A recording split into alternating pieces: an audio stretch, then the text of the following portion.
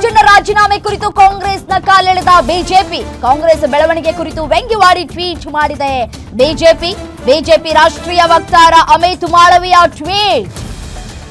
ಮತಗಳ್ಳತನ ಅಭಿಯಾನ ಅನ್ನೋ ರಾಹುಲ್ ಹೋರಾಟದಲ್ಲಿ ಮತ್ತೊಂದು ಹಿನ್ನಡೆ ಅಂತ ಟೀಕಿಸಿದ್ದಾರೆ. ಸಿದ್ದರಾಮಯ್ಯ ಆಪ್ತ ವಾಲ್ಮೀಕಿ ನಾಯಕ ಸಚಿವ ರಾಜಣ್ಣ ಅವರೇ ಒಪ್ಕೊಂಡಿದ್ದಾರೆ. ಕಾಂಗ್ರೆಸ್ ಆಡಳಿತಾವಧಿಯಲ್ಲೇ ಮತಗಳ್ಳತನ ಆಗಿರೋದು ಅಂತ ಹೇಳಿದ್ದಾರೆ. ರಾಜಣ್ಣ ಹೇಳಿಕೆಯಿಂದ ರಾಹುಲ್ ವಾದದಲ್ಲಿ ಹುರುಳಿಲ್ಲ ಅನ್ನೋದು ಗೊತ್ತಾಗ್ತಾ ಇದೆ. ಧೈರ್ಯದ ಹೇಳಿಕೆ ಕೊಟ್ಟ ರಾಜಣ್ಣಗೆ ಒತ್ತಡದಿಂದ ರಾಜೀನಾಮೆಯನ್ನ ಕೊಡಿಸಲಾಗಿದೆ. ಸುಳ್ಳಿನ ಹೋರಾಟದಲ್ಲಿ ಮತ್ತೊಂದು ಹಿನ್ನಡೆ ಅಂತ ಅಮಿತ್ ಮಾಳವಿಯ ಟೀಕಿಸಿದ್ದಾರೆ. ರಾಜಣ್ಣ ರಾಜೀನಾಮೆಯ ಕುರಿತು Congress ಕಾಲೆಳೆದಿದೆ BJP.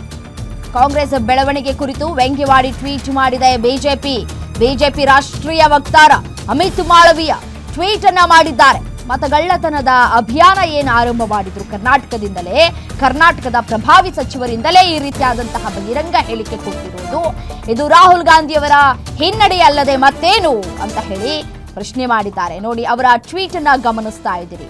In another blow to Rahul Gandhi's fake vote chori campaign. Karnataka cooperation minister KN Rajana, a tall Valmiki leader and considered close to Siddaramaiah, admitted voter roll were prepared during the Congress tenure ಅಂತ ಹೇಳಿ ಅವರು ಟ್ವೀಟ್ ಅನ್ನ ಮಾಡಿದ್ದಾರೆ.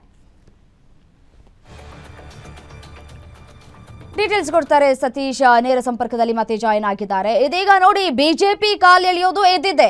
ಯಾಕೆಂತಂದ್ರೆ ಈಗ ರಾಹುಲ್ ಗಾಂಧಿ ಅವರ ಹೋರಾಟ ಏನು ಕರ್ನಾಟಕದಲ್ಲಿ ಆರಂಭ ಆಯಿತು, ಸಹಜವಾಗಿಯೇ ಇದೀಗ ಅಮಿತ್ ಮಾಳವಿಯ ಅವರು ಟ್ವೀಟ್ ಮಾಡಿದ್ದಾರೆ. ಕಾಂಗ್ರೆಸ್ ಪಕ್ಷವನ್ನ ಕಾಲೆಳೆಯುವಂತಹ ಕೆಲಸವನ್ನು ಕೂಡ ಮಾಡ್ತಾ ಇದ್ದಾರೆ. ಇದು ರಾಷ್ಟ್ರ ಮಟ್ಟದಲ್ಲಿ ಚರ್ಚೆ ಆಗೋದಕ್ಕೆ ಕಾರಣ ಆಗಿದ್ದು ಆ ಒಂದು ಪತ್ರ. ಎಸ್ ರಮ್ಯಾ, ನಾನು ಆಗಲೇ ಹೇಳಿದೆ ರಾಜಣ್ಣ ಅವರ ಈ ಹೇಳಿಕೆ ಇಡೀ ದೇಶದಂತ ಚರ್ಚೆ ಆಗಬಹುದು ಅಂತ. ಸೊ ಈಗ ಅಮಿತ್ ಮಾಳವಿಯ ಒಂದು ಟ್ವೀಟ್ ಮುಖಾಂತರ ಈ ಒಂದು ರಾಜಣ್ಣ ಹೇಳಿಕೆಯನ್ನ, ಜೊತೆಗೆ ಕಾಂಗ್ರೆಸ್ ಹಾಗೂ ರಾಹುಲ್ ಗಾಂಧಿ ಅವರ ಈ ಒಂದು ಹೋರಾಟಕ್ಕೆ ಬಹುದೊಡ್ಡ ಹಿನ್ನಡೆ ಅನ್ನೋದನ್ನ ಪ್ರತಿಪಾದಿಸ್ತಾ ಇದ್ದಾರೆ. ಸ್ವತಃ ಕಾಂಗ್ರೆಸ್ನ ನಾಯಕರು, ಕಾಂಗ್ರೆಸ್ ಇರ್ತಕ್ಕಂಥ ಸಚಿವರು KN ರಾಜಣ್ಣ ಅವರೇ ಈ ಒಂದು ಹೇಳಿಕೆಯನ್ನು ಕೊಟ್ಟಿದ್ದಾರೆ.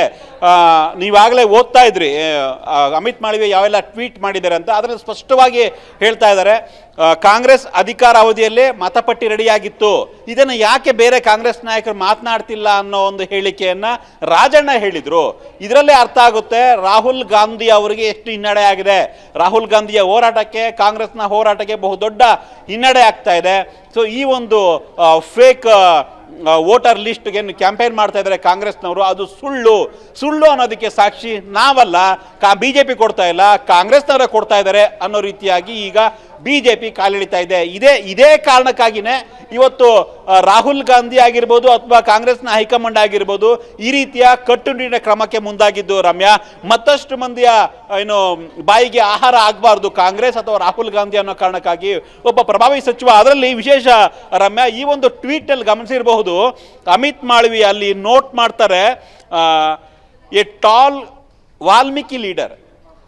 ಒಬ್ಬ ಲೀಡರನ್ನ, ಒಬ್ಬ ರಾಜಣ್ಣನ ಒಬ್ಬ ಮಂತ್ರಿ ಅಂತ ನಾವು ಅಲ್ಲಿ ಅವರು ಸಂಬೋಧನೆ ಮಾಡಬಹುದಾಗಿತ್ತು ಅಥವಾ ಮೆನ್ಷನ್ ಮಾಡಬಹುದಾಗಿತ್ತು. ಬಟ್ ಇಲ್ಲಿ ಜಾತಿಯನ್ನ ತಂದಿದ್ದಾರೆ. ಅಮಿತ್ ಮಾಳವಿಯ ಸ್ಪೆಸಿಫಿಕ್ ಆಗಿ ವಾಲ್ಮೀಕಿ ಲೀಡರ್ ರಾಜಣ್ಣ ಅನ್ನೋದನ್ನ ಮೆನ್ಷನ್ ಮಾಡಿದ್ದಾರೆ. ಜೊತೆಗೆ ಸಿದ್ದರಾಮಯ್ಯ ಆಪ್ತ ಸಚಿವ, ಸಿದ್ದರಾಮಯ್ಯ ಬೆಂಬಲಿಗ ಅನ್ನೋದನ್ನ ಬಹು ಸ್ಪಷ್ಟವಾಗಿ ಮೆನ್ಷನ್ ಮಾಡಿದ್ದಾರೆ. ಕೇವಲ ರಾಜಣ್ಣ ಆಗಿದ್ರೆ ಇಷ್ಟು ದೊಡ್ಡ ಇಶ್ಯೂ ಆಗ್ತಾ ಇರಲಿಲ್ಲ. ಸಿದ್ದರಾಮಯ್ಯ ಆಪ್ತ ಸಚಿವರೇ ಈ ರೀತಿಯಾಗಿ ಮಾತನಾಡಿದ್ದಾರೆ ಅಂದರೆ ನಾವು ಕಾಂಗ್ರೆಸ್ನ ಈ ಒಂದು ಹೋರಾಟವನ್ನ, ರಾಹುಲ್ ಗಾಂಧಿಯ ಹೋರಾಟವನ್ನು ಯಾಕೆ ನಂಬಬೇಕು, ಅದು ಕೂಡ ಫೇಕ್ ಅಲ್ವಾ ಅನ್ನೋ ರೀತಿಯಾಗಿ ಅಮಿತ್ ಮಾಳವಿಯ ಮಾತನಾಡ್ತಾ ಇದ್ದಾರೆ. ಮತ್ತೊಂದು, ಎಲ್ಲೋ ಒಂದು ಕಡೆ ನಾವಾಗಲೇ ಮಾತನಾಡ್ತಿದ್ವಿ, ನಾಗೇಂದ್ರ ಈಗಾಗಲೇ ರಾಜೀನಾಮೆಯನ್ನು ಕೊಟ್ಟಿದ್ರು ಸಚಿವ ಸ್ಥಾನಕ್ಕೆ ವಾಲ್ಮೀಕಿ ಹಗರಣ ವಿಚಾರದಲ್ಲಿ. ಅವರು ಕೂಡ ವಾಲ್ಮೀಕಿ ಸಮುದಾಯದ ನಾಯಕರು. ಈಗ ರಾಜಣ್ಣ ಕೂಡ ವಾಲ್ಮೀಕಿ ಸಮುದಾಯದ ನಾಯಕರು, ಅದರಲ್ಲೂ ಕೂಡ ವಾಲ್ಮೀಕಿ ಸಮುದಾಯದ ದೊಡ್ಡ ನಾಯಕ ಅಂತ ಮೆನ್ಷನ್ ಬೇರೆ ಮಾಡಿದ್ದಾರೆ ಅಮಿತ್ ಮಾಳವಿಯ. ಇಲ್ಲಿ ಜಾತಿಯನ್ನ ಎಳಿತಾ ಇರ್ತಾ ಇದ್ದಾರೆ.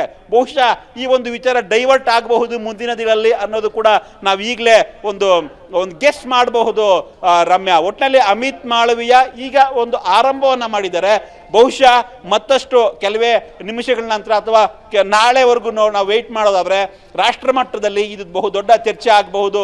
ರಾಜಣ್ಣ ಅವರ ಈ ಒಂದು ಸ್ಟೇಟ್ಮೆಂಟು ಜೊತೆಗೆ ಇವರ ಒಂದು ರಾಜೀನಾಮೆ, ಮತ್ತು ಅದರಲ್ಲೂ ಮೆನ್ಷನ್ ಮಾಡಿದ್ದಾರೆ ಅವರು ಇಚ್ಛಾಪೂರ್ವಕವಾಗಿ ರಾಜೀನಾಮೆಯನ್ನು ಕೊಟ್ಟಿಲ್ಲ, ಬಲವಂತವಾಗಿ ಅವರನ್ನು ಒಪ್ಪಿಸಿ ರಾಜೀನಾಮೆಯನ್ನು ತೆಗೆದುಕೊಂಡಿದ್ದಾರೆ ಅನ್ನೋ ಒಂದು ಮಾತನ್ನು ಕೂಡ ಅಮಿತ್ ಮಾಳವಿಯಾ ಕೋಟ್ ಮಾಡಿದ್ದಾರೆ. ಅಲ್ಲಿಗೆ ರಾಹುಲ್ ಗಾಂಧಿ ಅವರ ಸಂದೇಶ ಏನಿತ್ತು ಕಾಂಗ್ರೆಸ್ ಪಾರ್ಟಿಗೆ, ಕಾಂಗ್ರೆಸ್ ಪಕ್ಷದ ವಿರುದ್ಧ ಅಥವಾ ನಮ್ಮ ಹೋರಾಟದ ವಿರುದ್ಧ ಯಾರೇ ಮಾತನಾಡಿದ್ರು ನಾವು ಕಠಿಣ ಕ್ರಮ ಕೈಗೊಳ್ತೀವಿ ಅಂತ ಅದನ್ನು ಮಾಡಿದ್ದಾರೆ.